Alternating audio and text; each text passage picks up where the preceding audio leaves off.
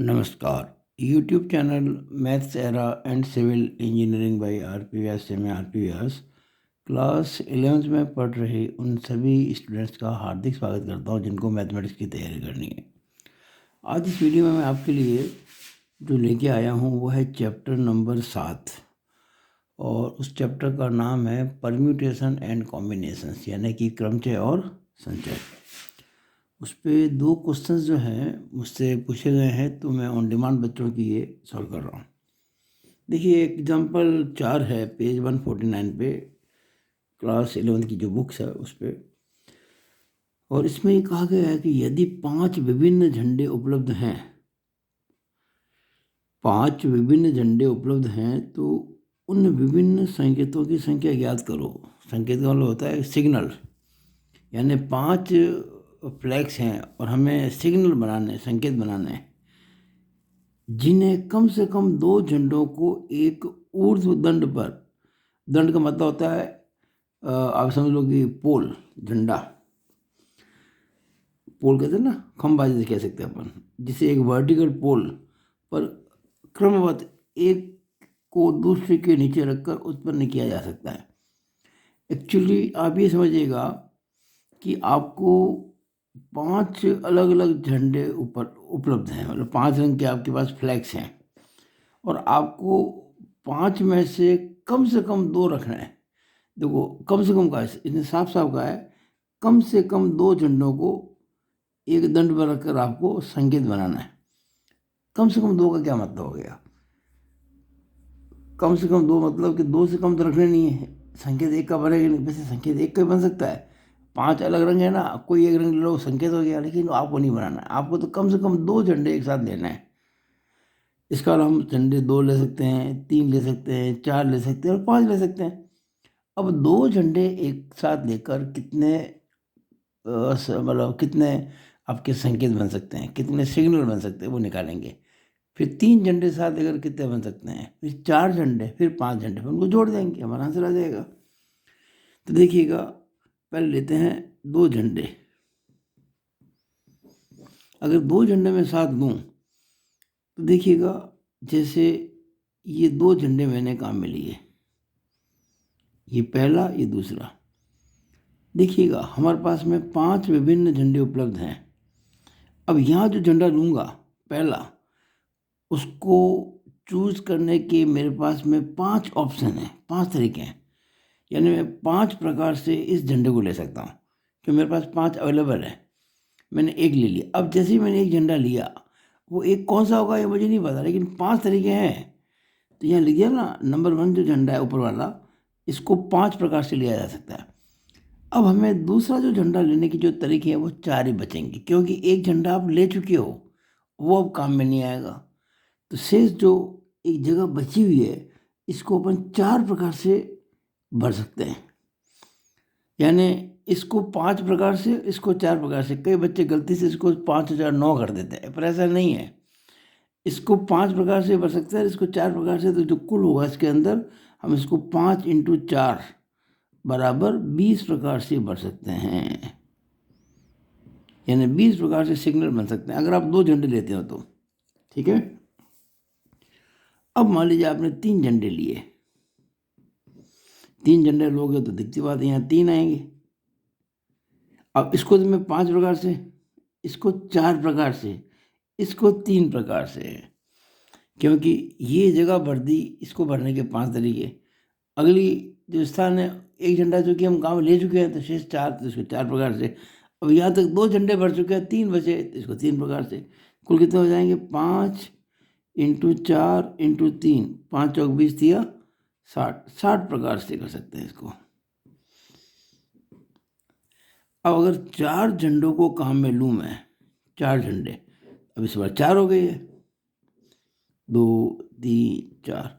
इसको मैं 5 प्रकार से, इसको 4 प्रकार से, इसको 3 प्रकार से, इसको 2 प्रकार से, यानी 5 × 4 × 3 × 2, 5 चौक 20 या 60 दूना 120 प्रकार से मैं भर सकता हूँ। और अगर मैं 5 झंडे काम में लूँ तो 5 झंडे हैं भाई। ये कितने झंडे? 5, 1 2 3 4 5। ये पहला झंडा 5 प्रकार से, क्योंकि 5 ऑप्शन है ना मेरे पास, मैं 5 में से 5 चुन सकता हूँ। कौन सा लूँ ये मुझ पर डिपेंड करता है। यानी 5 प्रकार से इस जगह को भरा जा सकता है, इस झंडे की जगह को। अगला 4, फिर 3, फिर 2, फिर 1। कितने तरीके हो गए? 5 इंटू 4 इंटू 3 इंटू 2 इंटू 1, 5 चौक 20, 3 दूना 120। यानी हम अगर 2 झंडे एक साथ रखें तो 20 प्रकार से भर सकते हैं। 3 झंडे एक साथ लें तो 60 प्रकार से भर सकते हैं। 4 झंडे लें तो 120 प्रकार से, 5 लें तो 120 प्रकार से। तो कुल तरीके कितने हो गए? क्या प्रश्न पूछा था? देखा ना, विभिन्न संकेतों की संख्या ज्ञात करो। तो कुल संकेत, टोटल सिग्नल्स कितने हो गए भाई? ये हो गए 20 प्लस 60 प्लस 120 प्लस 120। 120 कितने होते हैं? 240। 240 और 60 कितने होते हैं? 300।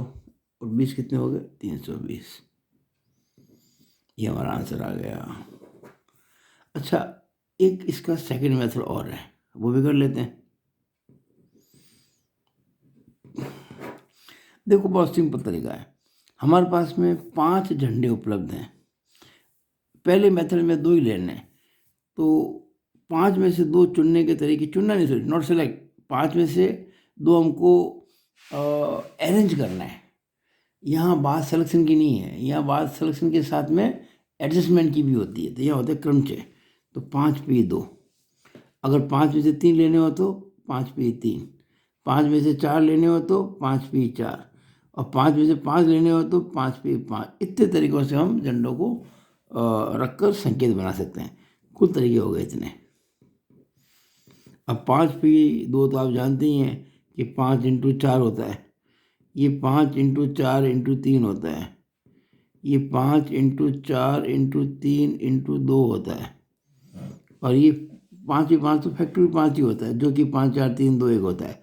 ये वही आएगा जो मैंने पहले बताया हुआ, 20 60 120 120, यानी कि 320 वही आएगा। तरीका वही है करने का इसका। तो ये मैंने आपको पहला क्वेश्चन कराया है। यहाँ कई बच्चों के मन में आती है एक चीज़ कि सर यहाँ आपने गुणा क्यों किया? मैं फिर कह रहा हूँ, जैसे ये 5 4 9 क्यों नहीं हो गया? 5 इंटू 4 20 क्यों हो गए? तो इसका एक आपको छोटा सा एग्जाम्पल देता हूँ। जैसे मान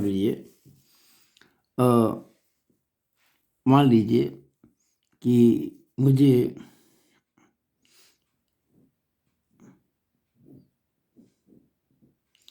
मुझको यहाँ 3 जमाने हैं झंडे। मैंने झंडों का नाम दे दिया A B और C, ठीक है। और 3 जगह है और 3 झंडे हैं। मैं क्या करूँगा? इसको 3 प्रकार से भर सकते हैं, इसको 2 प्रकार से और इसको 1 प्रकार से। तो 3 इंटू 2 इंटू 1 कितना हो गया? 6 हो गया ना। यहाँ तो लकीरी कह सकते हो या सहयोग बस कह सकते हो। 3 प्लस 2 5 प्लस 1 6 भी होता है। तो यहाँ ये बात जो एग्जाम्पल मेरा फिट नहीं बैठेगा, किसी और प्रकार से मैं आपको समझाने की कोशिश करता हूँ। देखिए कैसे। जैसे मान लीजिए, इसको छोड़ो, इस एग्जाम्पल को छोड़ देते हैं, इसको अपन नहीं करते। मान लीजिए इस पहले काम को मैं 3 प्रकार से कर सकता हूँ और दूसरे काम को मैं 2 प्रकार से कर सकता हूँ। इस पहले काम को मान लीजिए मैं 3 प्रकार से कर सकता हूँ और दूसरे काम को 2 प्रकार से कर सकता हूँ। तो ये काम कितने प्रकार से हो सकता है? सामान्य से बात होगी, आप कहेंगे सर 5 प्रकार से हो सकता है। मैं कहूँगा नहीं, 6 प्रकार से होगा। कैसे? मैं बताता हूँ। देखिए, इस पहले काम को करने के मान लीजिए 3 मेथड है। वो मेथड है A1 A2 A3। 3 मेथड के नाम है। दूसरा काम करने के 2 मेथड है, मान लीजिए B1 और B2। अब मुझे ये काम करना है तो दोनों को मिलाकर काम करना पड़ेगा ना। तो मान लीजिए मैंने इसका तो A1 लिया और इसका B1 लिया, या इसका A1 लिया उसका B2 लिया, यानी इस A1 को लेकर मैं क्या सेट कर सकता हूँ, A1 B1 A1 B2। अगर A2 लेता हूँ तो A2 के साथ में B1 आ जाएगा और फिर A2 के साथ में B2 आ जाएगा, 4 तरीके हो गए। फिर A3 लेता हूँ तो A3 के साथ में B1 आ गया, फिर A3 के साथ में B2 आ गया। और ये मैक्सिमम पॉसिबल संभावना है हमारे पास में। इसको मैं 3 प्रकार से कर सकता। एक्चुअली ये दोनों, मैं एक काम को 2 स्टेजेस में करना है। पहली स्टेज में A लेना, दूसरी स्टेज में B लेना है। A में 3 मेथड है, B में 2 मेथड है। तो सामान्य मेथड, ये सामान्य व्यक्ति क्या कहेगा कि 5 मेथड हो गए, मैं कह रहा हूँ 6 मेथड होंगे। इसको अगर 3 प्रकार से कर सकते हैं इस काम को, और इस काम को 2 प्रकार से कर सकते हैं, तो पूरा मिलाकर जो काम होगा वो 6 प्रकार से किया जा सकता है। और कैसे बता दिया मैंने आपको, A1 B1 A1 B2, A2 B1 A2 B2, A3 B1 A3 B2, हो गए ना 6, 1 2 3 4 5 6। इस तरह से आपको बात बतानी चाहता था मैं। जब कभी ऐसे कोई बात आती है ना कि हमारे पास में हमको 2 तरह से चूज़ करने हैं झंडों को, हमारे पास में 5 कलर उपलब्ध हैं, लेना हमको 2 ही हैं, तो इसको ले सकता हूँ मैं 5 तरह से।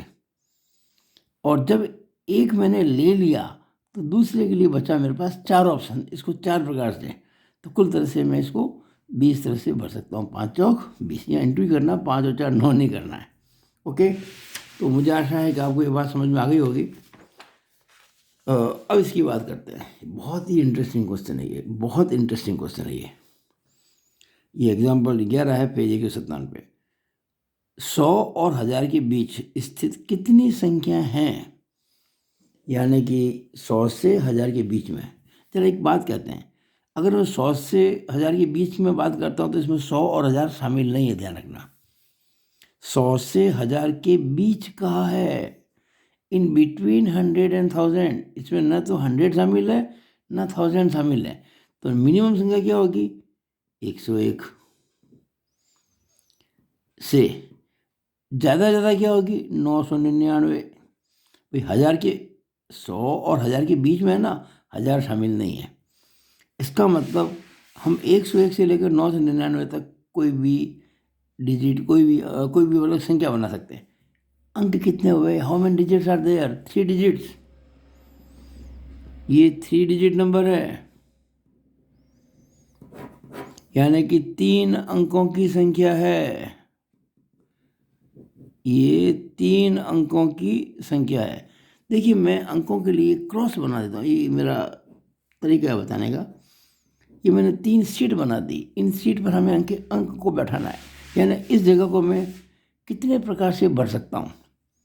एक्चुअली जैसे अपन कहीं जाते हैं, हमारे को बैठने के लिए सीट मिलती है ना, जब हमको बैठना होता है, मान लीजिए हमें जो डिजिट्स हैं उनको यहाँ बिठाना है, और जब बैठाएंगे तो उसके नंबर्स बन जाएंगे। ध्यान दीजिएगा, हमारे पास में जो डिजिट्स अवेलेबल हैं वो है 0 1 2 3 4 5। ये 6 डिजिट हैं, 1 2 3 4 5 6। इन 6 डिजिट में से लेकर 3 डिजिट की कोई नंबर बनाना है हमको, ये सवाल है। ये जो 6 अंक मिले आपको, इन 6 अंकों से हमको 3 अंकों वाली संख्या बनानी है। अब एक बात निश्चित है, अगर 3 अंकों की संख्या बनानी है, 3 डिजिट नंबर बनाना है, तो यहाँ पे 0 नहीं आ सकता, इस जगह से 0 नहीं आ सकता। चलो मैं इसको नाम देता हूँ। इस स्थान को मैंने कह दिया A, इस स्थान को मैंने कह दिया B, और इस स्थान को मैंने कह दिया C। अब जो A है, A, इस A स्थान को मैं कितने प्रकार से भर सकता हूँ, या कितने नंबर को बैठा सकता हूँ। मैं 0 यहाँ नहीं बैठा सकता, क्योंकि अगर मैंने 0 लिख दिया तो संख्या 3 की नहीं, फिर 2 डिजिट, जैसे मान लो मैंने इसको 0 कहा, सपोज 0, या मैंने दे दिया 4 और 5, तो 0 4 5 तो 45 हुई। ये तो 3 अंकों की संख्या ही नहीं है।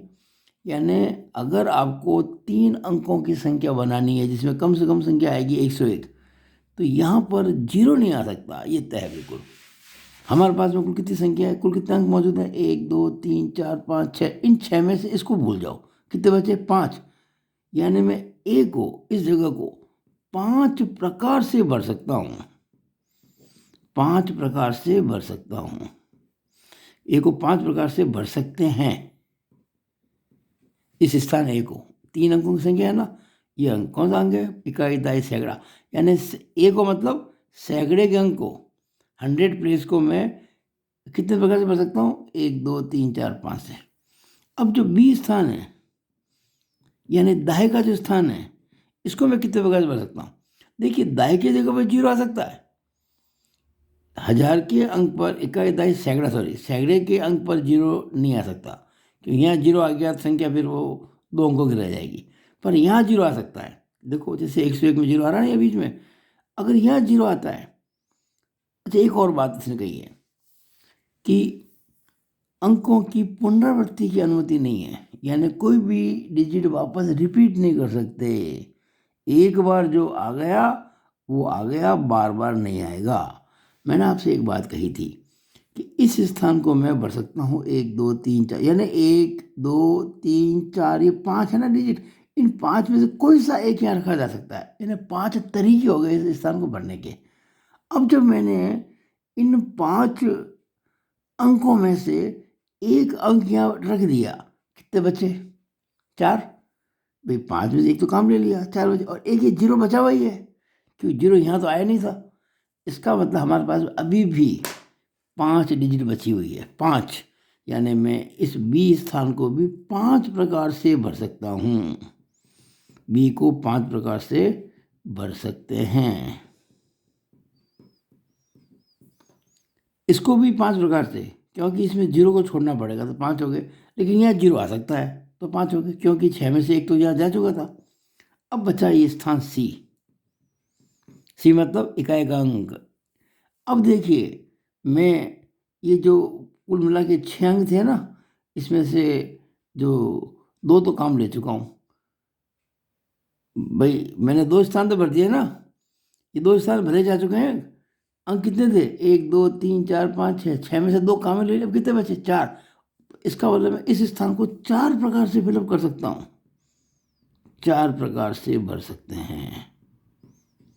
अगर मैं इंग्लिश में बोलूँ इसको तो कहूँगा the 100 place can be filled by 5 ways excluding 0. The 10 place, 1st place, 10th place, the 10th place may be filled up by 5 types, यानी कि यहाँ पर हम 0 भी शामिल कर सकते हैं। And the 1st place can be filled by only 4 ways, क्योंकि हमने 2 पहले से ही भर दिए। अब बताइए कुल तरीके कितने हो गए, या कुल संख्या कितनी बनेगी, तरीके बोले संख्या जितने प्रकार से भरोगे संख्या बन जाएगी ना, तो कुल संख्या कितनी बनेगी, टोटल नंबर्स क्या बनेंगे, कुल संख्याएं होंगी, कुल संख्याएं होंगी कितनी भाई, बहुत आसान तरीका है। इसको मैं 5 प्रकार से, इसको 5 प्रकार से, इसको 4 प्रकार से, तो मल्टीप्लाई करना पड़ेगा ना, 5 × 5 × 4, 5 × 5 25, 25 चौके 100, ये आंसर आ गया हमारा। मतलब मैं इन 6 अंकों से 3 अंकों की 100 संख्या बना सकता हूँ। इसी का एक सेकंड मेथड और है, इसी सवाल का सेकंड मेथड,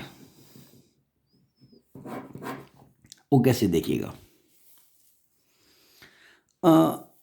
आप कुछ समय के लिए भूल जाओ कि इसको अपन 0 से नहीं भर सकते, ये मान लो 0 यहाँ भर दिया। देखिए हमारे पास में 1 2 3 4 5 6 अंक हैं और हमें 3 अंकों की संख्या बनानी है, तो कितने मेथड हो गए बनाने के, 6p3, बस 6p3, 6 में से 3 हमको ले लेना, उनको सेलेक्ट करना है, सेलेक्ट नहीं करना है, उसको लेकर अरेंज करना है।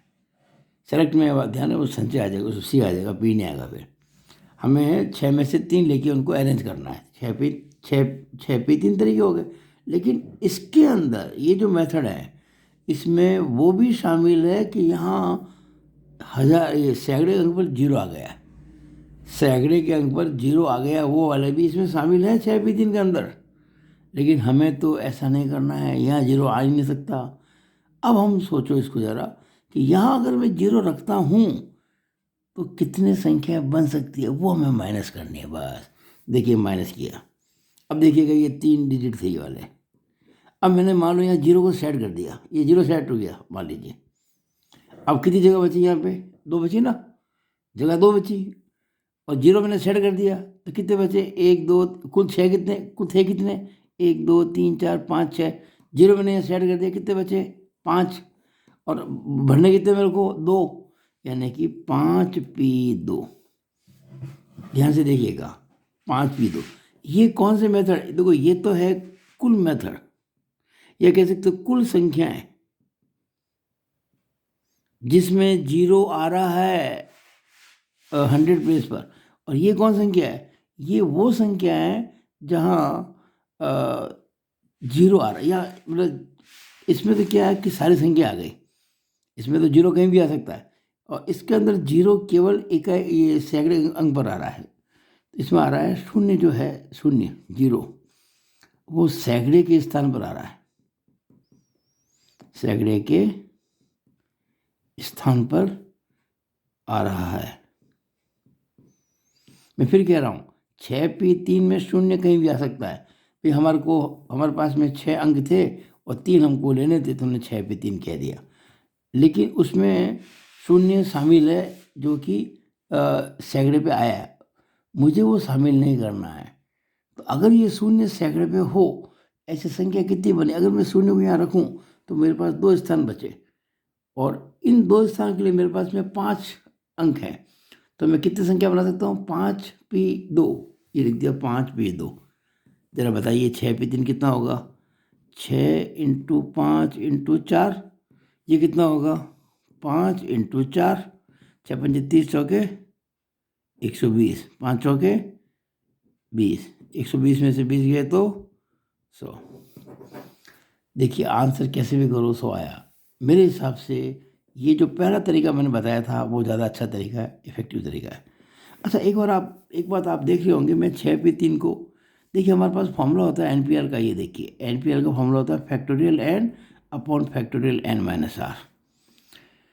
तो जैसे मान लीजिए मुझको 6p3 निकालना है, तो फैक्टोरियल 6 बटा फैक्टोरियल 6 - 3, यानी कि फैक्टोरियल 3।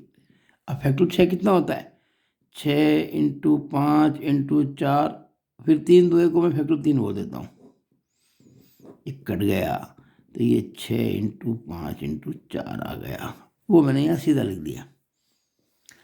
आपको 6p4 करना है तो 6 5 4 3, 6p5 करना है तो 6 5 4 3 2, ऐसे। तो ये मैंने इस प्रश्न को 2 विधियों से कर दिया। मुझे पूरी आशा है कि आपको ये समझ में आया होगा। अगर आपको वीडियो अच्छा लगा हो, इसको लाइक करें, अधिकतम बच्चों के बीच में इसको शेयर करें, और अगर आपने मेरे YouTube चैनल को सब्सक्राइब नहीं किया, इसको सब्सक्राइब करना ना भूलें, ताकि आपको मेरे वीडियोज़ बराबर मिलते रहें। It is all over about this video. Thank you.